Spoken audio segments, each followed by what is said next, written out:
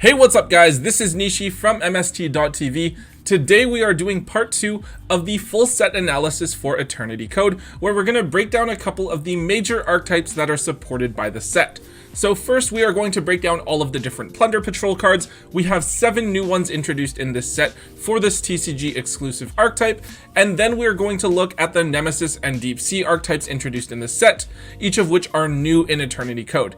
Technically, Deep Sea has one card from before, Deep Sea Diva, but this is where they're officially making an entire archetype out of it. So before we get started, I want to remind you guys, if you haven't already, check out part 1 of the full set analysis, which was posted last week, where Tombox breaks down all of the different secret rares and hype cards from the set. And then be sure to subscribe for when we post the final part of the full set analysis later on this week, where we cover all of the other cards in the set. So yeah, let's get started. Okay, so first up, we are looking at Plunder Patrols. The new support we're getting here is definitely really solid, at the very least because the archetype didn't get too many cards in its first wave of support, and the deck felt kind of unfinished, so this one definitely gives it some more tools to use. So first up, we have Plunder Patrol Ship Lease, which is a light fusion monster. This is good because the archetype now has water, fire, dark, and light attribute extra deck monsters. Hopefully we'll get earth and wind ones as well, so that we can have everything covered, although we already have like a fusion, a synchro, an Xyz, and a link now, so we're gonna have to double up on one. Who knows what's gonna happen. So you make this card with 2 Plunder Patrol monsters. It has 2000 attack and defense points. Now it has 2 effects. The first is a quick effect during the main phase. You get to special summon a Plunder Patrol from either your hand or that is face up in your spell or trap zone. And then its second effect is that you can negate your opponent's activated monster effect by discarding a Plunder Patrol card. However, if Lease is equipped with a Plunder Patrol card, you get to replace it by adding another Plunder Patrol card from your deck to your hand after negating and destroying the card. This card is honestly like super amazing for the deck. It helps to generate board presence by putting out monsters, and the negate means that it's a bit stronger going first now. Also, it helps to play around cards like Nibiru or Ash Blossom, which is really awesome, and the fact that it can potentially search a card for you is great. It's actually going to be a lot easier to get that search with some of the new support cards that we have in this set. So most likely, I think you're summoning this card with either Whitebeard, Redbeard, or Blackbeard, though the archetype did get a fusion spell in this set as well, which we'll go over after. We also got 2 main deck monsters in this set. The first one, Bluebeard, is a level 4 water monster with 500 attack points and 1000 defense points. You get to special summon it from your hand for free if you control a Plunder Patrol monster with a different name. Not too bad, free extension there. Also, if it is sent from hand or monster zone to the graveyard, you get to discard a card and then draw a card. The other one, Golden Hair, is a level 4 water tuner with 0 attack points and 2000 defense points. It has 2 effects that help you to summon her out. The first is that you can send a Plunder Patrol monster from your hand or face up on your field to the graveyard in order to summon this card from your hand. A little bit tricky of a condition there. It's kind of like a neg. Or if it's in your graveyard, you get to discard a card to special summon it, but it locks you into Plunder Patrol monsters for the rest of the turn. So yeah, I don't think either of these cards are ridiculously broken or anything like that, right? Like, they're not going to push the archetype over the top, but they're definitely very important for the Plunder Patrol deck because they give you multiple ways to help span the field, and they are more Plunder Patrol monsters for the deck to have access to. I don't think they're as good as like Whitebeard or Redbeard are, but you are probably going to want to play multiples of Bluebeard and then 1 or 2 copies of Golden Hair. Also, a lot of different Plunder Patrol cards have effects that activate when sent from the hand to the graveyard, so these cards can help to proc them or to get other certain cards into the graveyard. I think most importantly is that they provide names, so you have more Plunder Patrol options to round out your deck. So next up, we have 2 spells and 2 trap cards. The first spell is Emblem of the Plunder Patrol, which is an actual equipped spell, so you have equips to use and you don't have to just use monsters. I actually think that this card is a huge boost for the archetype in terms of impact, right up there with Lease. Its effect states that you can only equip it to a Plunder Patrol monster. That monster gains 500 attack and cannot be targeted by your opponent's card effects, so it becomes immune to something like Effect Veiler or Infinite Impermanence. Now, while this card is equipped, you can send it from the field to the graveyard to summon a Plunder Patrol monster from your extra deck with an attribute that matches a monster on the field or graveyard. either player's field or graveyard, not just your opponent's field or graveyard like Whitebeard and Redbeard were, then equip that monster that was summoned with the monster that this was equipped to, and now the summoned monster gains 500 attack points. This card is like the most versatile card in the deck, right? Like on one hand, you can equip it to one of your ships, one of the extra deck monsters, and that lets you get that extra deck monster's effects. It makes it immune to targeting, so it's harder to negate, turning Bran and Mork into quick effects, or ensuring that lists will get a search after you discard and negate, since it's an equip with Plunder Patrol in its name. But then also, right, if you like don't have that amount of setup yet, you can use this card to summon an extra deck monster, but it's even more versatile. Whitebeard and Redbeard only summon monsters with the same attribute as monsters that your opponent has, but with Emblem, you can set yourself up first and use the attribute of the monster that is in your graveyard, which is really big because you aren't dependent on what your opponent is doing to set up or what deck they're playing. The other spell is the fusion spell, Plunder Patrol Ship Shape Ships Shipping. It's a pretty simple fusion spell, letting you summon a fiend fusion monster using materials from your hand or field. However, it also has a graveyard effect where you can banish it to equip either Emblem, the card we just talked about, or a Plunder Patrol monster from your deck to a Plunder Patrol monster you control. Now this effect is really solid. You can use both in the same turn, right? So you can fusion summon Lise, then banish this to equip Lise with Emblem right away, and then ensure that if you do use Lisa's negate effect, you get the search right after. The fact that this card gets you access to Emblem is huge. Like, I think you would run Foolish Burial Goods in this deck just to dump this card or the field spell. Really solid consistency options for the deck. Now, there are 2 traps for the deck as well, but honestly, neither of them is especially amazing, but we'll go over them anyways. So Pride of the Plunder Patrol is a continuous trap. You get to draw a card if your Plunder Patrol monster destroys a monster by battle, which is okay, but super slow for what it is. It would be a lot better if it was like a continuous spell maybe. I don't know. You also get to send it from the field face up to the graveyard to activate either of its activated effects, where either your opponent draws a card, then reveals their hand to you and you send one of their monsters to the graveyard, or you get to look at your opponent's extra deck and send a monster to the graveyard from there. I mean, like, this card is cute. I get, like, it fits the whole pirate theme really well, which I think is interesting, but I think the card is just way too slow to make too much of an impact on the deck. I don't know. Let me know what you guys think about this one. I'm kind of on the fence about it. The other trap, Plunder Patrol Party, is just a normal trap. It's kind of like an Ignite Reload when you activate it, where you draw cards equal to the number of Plunder Patrol equip cards you control plus 1, and then you put back cards equal to the number of Plunder Patrol equips you control, so you break even with this card. You also have to control a Plunder Patrol monster in order to activate it. I think this might have been okay if it were a spell again, but as a trap, it's super slow. Now, its graveyard effect is okay as well. If you special summon an extra deck Plunder Patrol monster, you can equip this card from your graveyard to that monster, so it does get you that free equip to activate those extra deck Plunder Patrol monster effects. But for some reason, they made this a once per duel effect, which is really weird and really hurts the viability of this card. So yeah, the traps are certainly interesting, and I feel like if they came out like a decade ago for this archetype, and this archetype was a thing a decade ago, this archetype would be broken, right? Like, they'd be really good. But for now, they are too slow. They don't do enough for the deck to justify a slot, in my opinion. But overall, I think that the support that the Plunder Patrols got was really amazing. The fusion monster is huge, but I think that Emblem is the biggest boost to the deck's consistency and therefore the deck's ability to do well at major events. And of course, the fact that we actually have enough Plunder Patrol cards now to really build an entire deck is pretty nice, because the deck definitely needed more cards to round off the archetype. Next, we're going to take a look at the cards from the Nemesis archetype. Now, there's not too many cards from this archetype, but I think the idea is that you're playing a lot of different monsters of different attributes and types, because that's what the boss monsters require in order to be summoned. So theoretically, I guess if you're playing cards that have synergies with the effects of these monsters, or you use these monsters to make extra deck things, that could be really interesting. I actually think that these main deck cards are going to see more success as techs in individual other decks that will help provide board presence, but we'll have to see, and that's kind of like a separate discussion. Okay, so we have 3 smaller vassal type monsters here, all of which have very similar effects. Now, with each of these monsters, you can target one of your banished monsters other than a card with the same name as the one you're trying to summon, special summon the card from your hand, and then shuffle the targeted banished card into the deck. This is like a really super easy summoning condition to meet. If you think about it, even just cards like Allure of Darkness, like, right, banishing things and then replenishing that back into your deck, and there's not even like a restriction as to what you shuffle back. There's no type or attribute or level restriction. It's just any banished monster.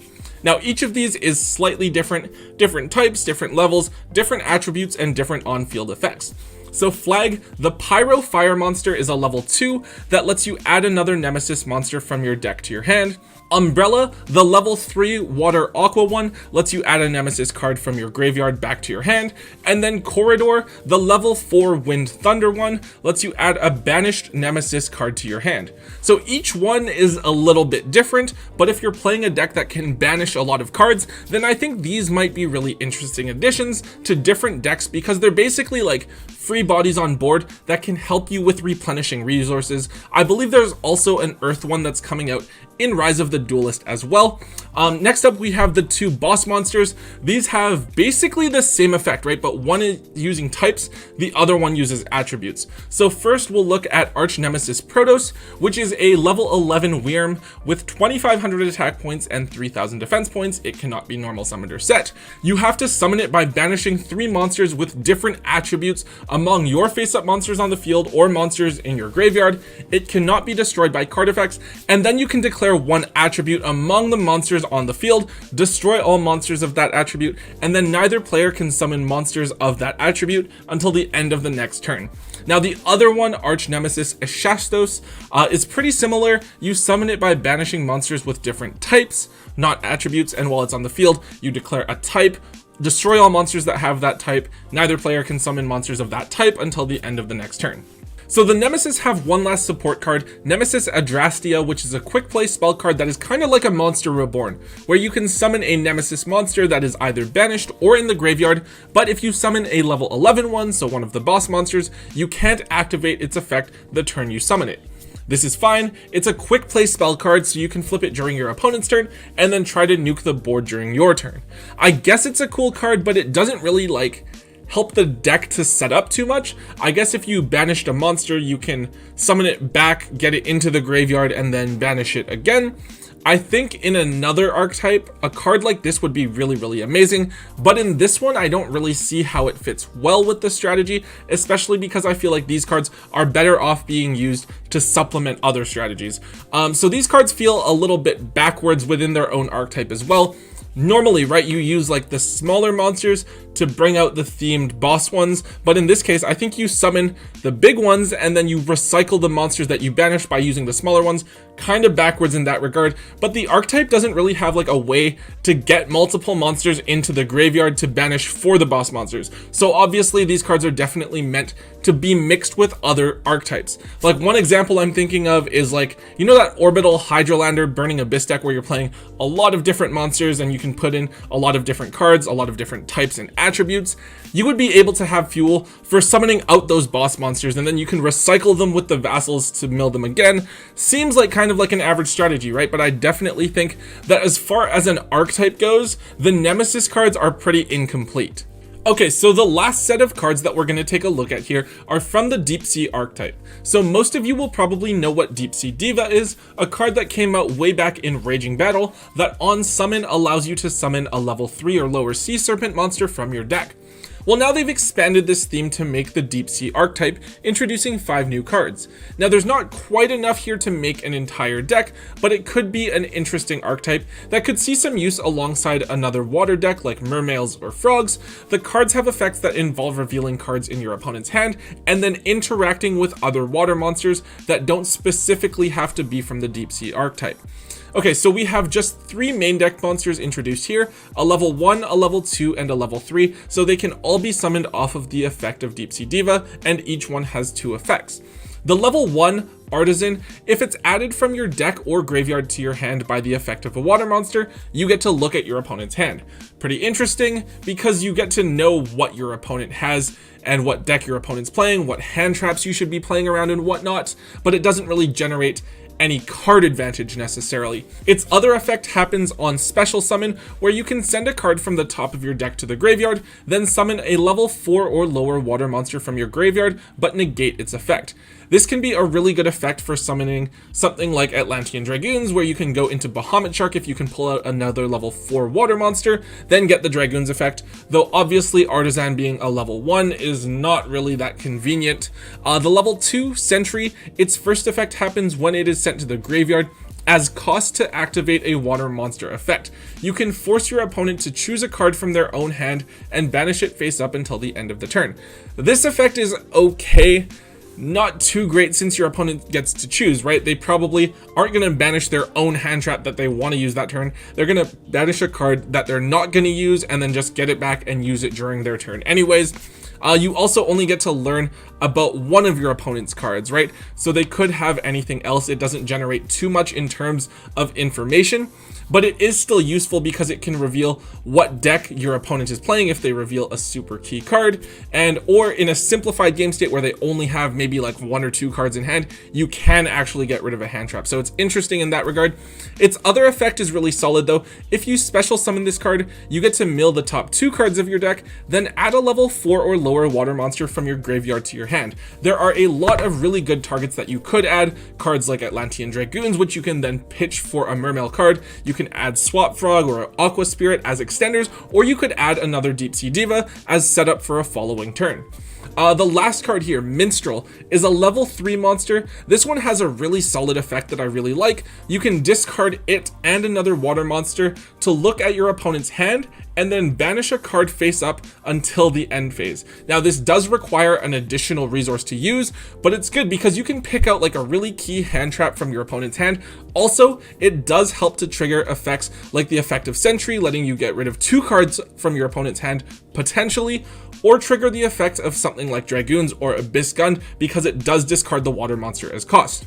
Its on summon effect isn't that great, where you mill 3 cards and then you get to put a level 4 or lower water monster from your graveyard to the top or bottom of your deck. I think the idea here is that you can put back Artisan or Sentry in order to get their effects, but it does feel like it requires a little bit too much setup, and there are other things that I could be doing with the cards I'm summoning to justify using this effect. It's definitely looking like a really solid side deck card in my opinion for something like Mermails.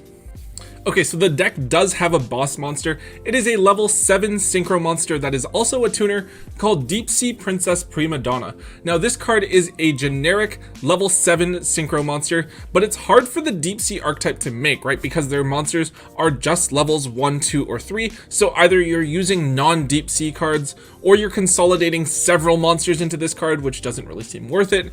Now it has 3 effects. The first is that if you use it as synchro material, the monster you bring out cannot be targeted by card effects. Its ignition effect on the field is that you can either add to your hand or summon a level 4 or lower water monster from your deck, but then you also have to give your opponent one of their banished cards. Like, I guess this is interesting with just the Deep Sea stuff, right? You can give your opponent something that they were going to get back anyways, so you kind of get a free search, but I feel like making this in order to get that search is kind of going through a lot of effort. Its other effect is that if it's sent to the graveyard, you can shuffle a banished card into the deck. So it's a way of recycling your own resources, or maybe potentially disrupting your opponent if they're playing Orchist, or if they have something weird like a Wind-Up Rabbit or an Evil Swarm Thunderbird banished. The last card is by far the best card in the archetype, though really, it's going to see much more play in like Mermails than a pure Deep Sea deck. I wouldn't be surprised if Mermails play 3 copies of this card and none of the other new Deep Sea cards. Deep Sea Aria lets you banish a water monster from your graveyard in order to add a level 4 or lower Sea Serpent monster from your deck. So it does require a tiny bit of setup, but a lot of different water monsters dump other cards into the graveyard in order to activate their effects, so it's a super easy condition to meet. This means that you basically always have access to Neptibus through 3 Neptibus, 3 Deep Sea Diva, and then now potentially 3 copies of this card to search out Deep Sea Diva with.